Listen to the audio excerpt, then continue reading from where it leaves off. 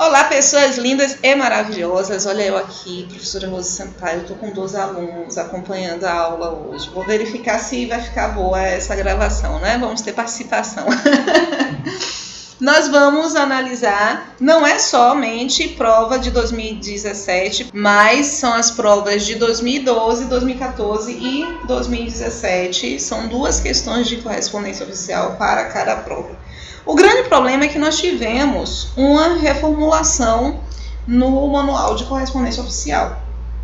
Então, coisas que a gente já estava acostumado muito a estudar, como diferença de ofício, memorando, aviso. A gente já estava muito acostumado a estudar isso, a gente já estava muito acostumado a estudar os vocativos, os pronomes de tratamento, os fechamentos. Nós tivemos algumas mudanças que foram mudanças não tão profundas, mas significativas no que diz respeito ao tipo de mudança. Eles mudaram justamente tópicos que costumam ser cobrados em concurso público. A ideia de formatação, de padronização não mudou tanto. Eles acabaram, uma coisa interessante que eu vou apresentar aqui também, é que eles retiraram a terminologia do telégrafo. É telégrafo, Jesus? Telegrama. O telegrama deixou de ser citado pelo manual de correspondência oficial. E o telegrama, ele era uma correspondência oficial obrigatória. Inclusive, a Receita Federal, ela só poderia apresentar qualquer tipo de chamado para o cidadão por meio de um telegrama. Se o manual tirou o telegrama, significa dizer o quê? Eles têm um aviso por outro meio de comunicação. E isso é muito, muito claro, gente. Eu vou abrir aqui deixa eu ver se eu consigo abrir um slide branco.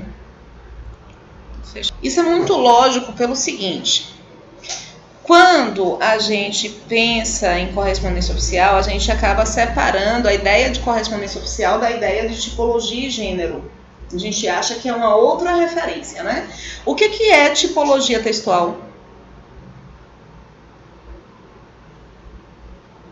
Para evitar esse silêncio constrangedor, eu vou responder. Tá. Tipologia, ela trata justamente de uma linguagem.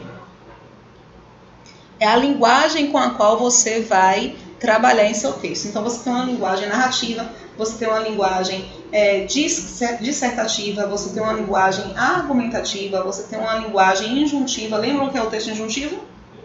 É o texto que dá uma instrução, tá?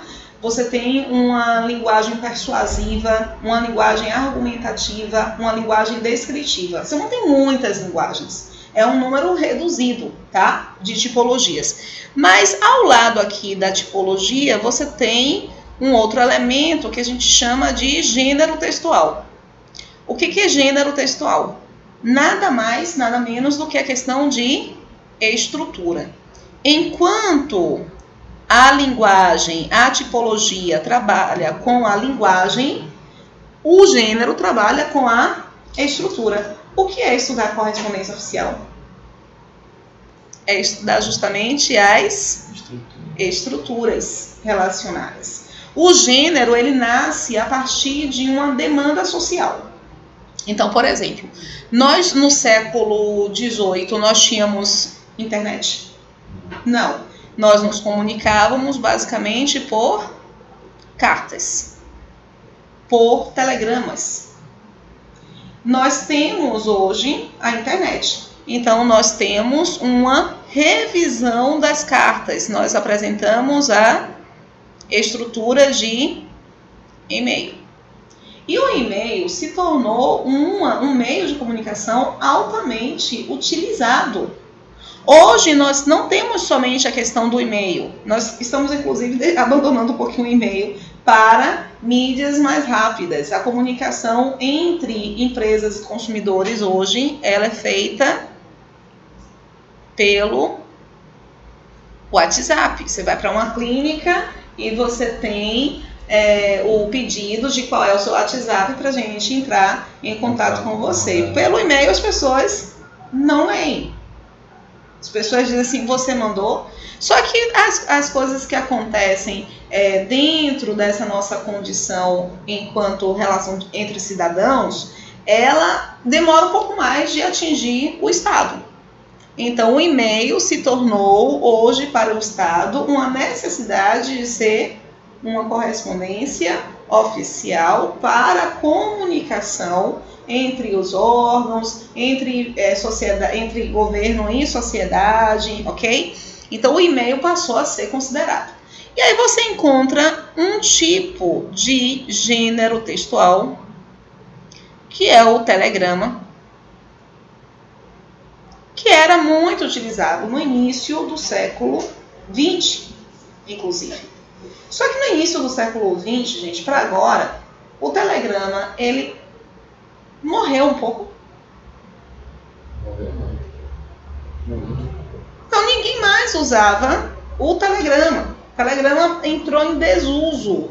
Então o governo, os meios oficiais, não é? Eles precisavam se ajustar justamente a essa referência de que o telegrama não é mais usado. E não é usado pela população. E já que a população não usa, não tem tanta utilidade assim recorrer ao telegrama para ser uma correspondência oficial. E por isso eles retiraram a correspondência oficial aqui de telegrama. Em compensação, eles esclareceram muito de como deve ser a correspondência oficial por e-mail. Nós temos hoje a assinatura digital. Então, devemos reconhecer uma correspondência oficial que pode ser atestada, não é, de maneira efetiva por meio da assinatura eletrônica. Ou seja, o e-mail passa a ser considerado um elemento altamente significativo para essa correspondência, ok? Em termos de linguagem, a linguagem de uma correspondência oficial, ela é predominantemente descritiva. Ela tem uma linguagem predominantemente dissertativa. Predominantemente, eu não estou falando que ela tem todos os elementos da dissertação, ok? A dissertação, o texto dissertativo, não dissertação, mas o texto dissertativo, porque dissertação também é um gênero. O texto dissertativo são os elementos que estão presentes também em uma dissertação. Só que além de estar em uma dissertação, o texto, a linguagem dissertativa, ela vai ser apresentada em outros formatos de texto. Porque é uma linguagem mais formal, mais denotativa, uma linguagem mais técnica, ok? Eu tenho, portanto, uma linguagem que é muito utilizada nos gêneros textuais. Entre os gêneros textuais de correspondência oficial, nós temos alguns que são velhos amigos. O ofício, que a gente leu bastante sobre o ofício, a gente estudou bastante sobre o ofício, porque nesse processo de preparação é necessário sabermos, né, a questão de ofício. Aí nós vimos um outro que é o memorando. Temos um que a gente estuda bastante também, que é o aviso. Temos a ata. Temos a declaração.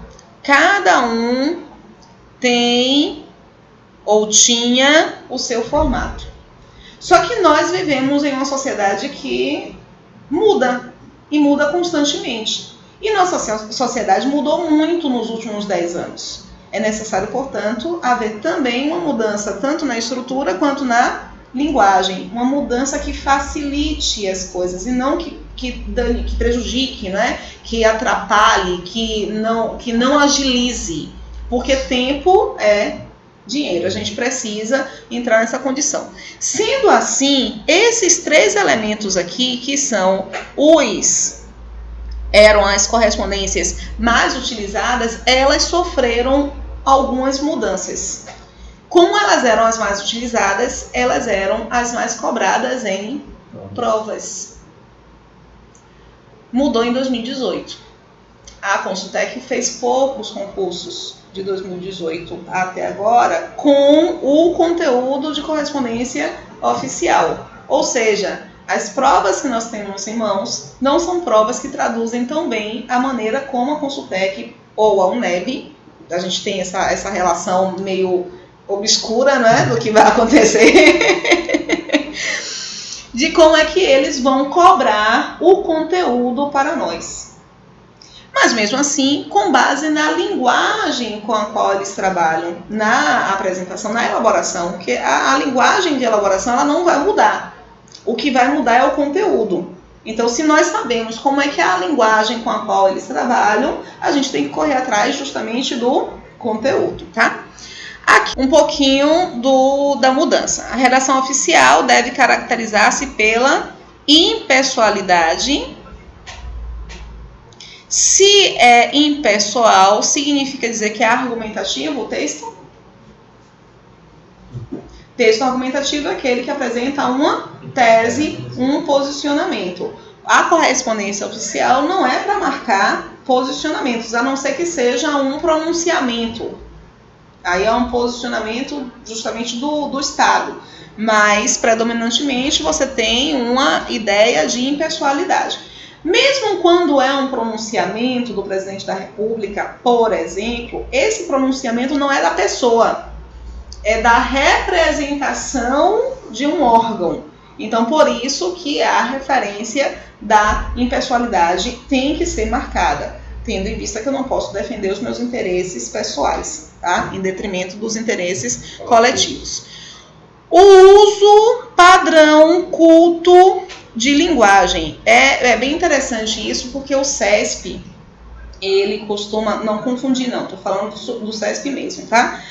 O CESP, as questões de correspondência oficial do CESP, elas são questões muito interessantes, porque normalmente ele não cobra a ideia de estrutura, normalmente, você pode até encontrar uma ou outra questão sobre estrutura, mas normalmente ele cobra sobre erros na linguagem. Então você tem uma base, se você tem uma base boa em relação à gramática normativa, você vai conseguir responder as questões do CESP sem grande dificuldade. O grande problema é que outras bancas, como é o caso da Consultec, elas gostam de cobrar a questão da estrutura. A questão estrutural é muito colocada aí, muito apreciada, tá? Clareza, lógico, porque se você tem uma correspondência que está representando o Estado, você precisa ser claro, conciso, não se pode ser prolixo, você tem que ser objetivo na sua apresentação, você precisa ter uma comunicação formal e você precisa ter uniformidade. Como assim, uniformidade? Se você faz parte de um órgão que pertence a um determinado ministério, por exemplo, a sua correspondência não pode ir de encontro ao que o órgão está apresentando. Então, você precisa ter uniformidade nessa circulação de comunicação. Fundamentalmente, esses atributos decorrem da Constituição. Vocês sabiam disso? Que lá na Constituição é que nós temos os preceitos relacionados à correspondência oficial. Ok? O famoso LIP. A Constituição dispõe do artigo 37, que diz que a administração pública direta, indireta ou fundacional de qualquer dos poderes da União, dos Estados, do Distrito Federal e dos municípios obedecerá aos princípios de legalidade, impessoalidade, moralidade, publicidade e eficiência. Então, com base nesses princípios, no que preconiza a Constituição é que a ideia da correspondência, do Manual de Correspondência Oficial é instituída. E aqui nós encontramos o que era, tá? Aqui, a partir daqui, nós vamos trabalhar com o que é. Mas o que era antes a ideia de um ofício? Professora, vai me confundir saber o que era? Você precisa saber o que era, porque na prova ele pode estabelecer justamente um processo de comparação. Ele pode perguntar, a banca pode perguntar, houve uma alteração que indica que o ofício deixou de... Aí você precisa saber qual era a característica de antes para a característica de agora. E eu acredito muito nessa ideia da comparação a ser feita. Por qual razão? Lembram da mudança do novo acordo ortográfico? Gente, várias questões em que eles perguntavam. Antigamente era X e agora é? Então você precisa saber o que era antes para identificar justamente a mudança. Deu para entender direitinho? Beleza. O que era o ofício? Vamos entender o que era o ofício. Era um documento expedido para tratar de assuntos oficiais pelos órgãos da administração pública entre si e com particulares. Então você tinha a ideia dos assuntos pelos órgãos, entre eles e com particulares, tá? Encontramos, isso aqui essa é uma das perguntas mais recorrentes em relação à diferença do ofício e do memorando. Então, essa relação vocês precisam internalizar. Mudou, mas vocês precisam saber qual era a base anterior para identificar bem as afirmações que eles podem vir a apresentar, tá? Então, eu encontro um documento que trata de assuntos entre órgãos. É uma troca interna do órgão ou entre órgãos? Entre órgãos. Isso é super relevante de se assimilar, ok? Mais umas coisinhas, ele vai ter como característica, ele tinha como característica, né, a ideia de identificação de documento, numeração, depois a data, depois o endereçamento, depois o assunto, o vocativo, o texto, o fecho e a assinatura. Gente, incrível como esse tópico aqui aparece também em prova. E eu acho tão besta. Eu não sei porque que eles gostam tanto de cobrar isso. Porque muda do presidente pro... mas é porque você tem o que está numa hierarquia superior, você fecha com respeitosamente, você fecha com respeitosamente, o que é um igual, vocês atenciosamente, se for um subordinado também atenciosamente. Então não tem complexidade em relação a esse fechamento, né? Você tem 2 fechamentos, respeitosamente e atenciosamente. O aviso e o ofício antes, tá? Eram modalidades de comunicação oficial praticamente idênticas. A única diferença entre eles é que o aviso é expedido exclusivamente por ministros de Estado, secretário-geral da Presidência da República, consultor-geral da República, chefe do Estado-Maior das Forças Armadas, chefe do Gabinete Militar da Presidência da República e pelos secretários da Presidência da República. Então vejam que isso aqui nós temos muita relação com a presidência e com os elementos que estão mais próximos à presidência. Mas hoje isso foi alterado, ok? Então a gente precisa só identificar esses emissores, porque você pode encontrar uma referência sobre esses emissores. Eles gostavam também de cobrar muito isso, identificar quem poderia emitir o ofício para os demais órgãos, ok? Para autoridades da mesma hierarquia, ao passo que o ofício é expedido para e pelas demais autoridades. Ok? Deu para entender direitinho? Vamos lá. Ambos têm como finalidade o tratamento de assuntos oficiais pelos órgãos da administração. Eu me perco com esse negócio. Com os órgãos da administração pública entre si. E no caso do ofício, também para particulares. Então, enquanto o aviso era só para órgãos, o ofício poderia ser para instituições privadas, particulares, enfim. As características, o título e a numeração, a data, o destinatário, o assunto, o vocativo, o texto e o fecho. Ok? Um modelo aqui de ofício, que vai terminar aqui. Como é que era a questão da apresentação? Aqui o órgão, a representação do órgão. Aqui o número do ofício, aqui o local e a data, aqui a questão do destinatário. Eu vou aproveitar e vou falar sobre esse SUA,